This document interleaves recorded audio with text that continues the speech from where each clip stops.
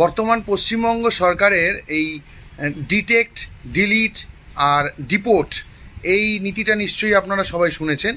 তো তার তো প্রসিডিওর অলরেডি শুরু হয়ে গেছে। পরিষ্কার রাজ্য সরকার জানিয়েছে প্রতিটি জেলায় অনুপ্রবেশকারী, অবৈধ অনুপ্রবেশকারী যাদেরকে ডিটেক্ট করা হচ্ছে তাদেরকে রাখার জন্য হোল্ডিং সেন্টার করা হবে, যেখানে 30 দিন ম্যাক্সিমাম রাখা হবে। তারপর ডিপোর্ট করে দেওয়া হবে বাংলাদেশি এবং রোহিঙ্গাদের।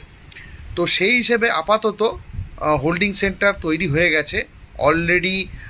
লালগোলাতে 3 জন অবৈধ বাংলাদেশিকে রাখা হয়েছে হোল্ডিং সেন্টারে। মালদার ইলামবাজারে হোল্ডিং সেন্টারে 9 জনকে রাখা হয়েছে। তো প্রসিডিওর শুরু হয়ে গেছে। তো অবৈধ অনুপ্রবেশকারীদের এরপর ধীরে ধীরে ডিপোর্ট করার প্রসেস স্টার্ট হবে। কিন্তু বর্ডারে বিজিবির সাথে বিএসএফ কথা বলে চেষ্টা করবে বিজিবির হেল্প নিয়েই ডিপোর্ট করার প্রসেসটা সম্পূর্ণ করার।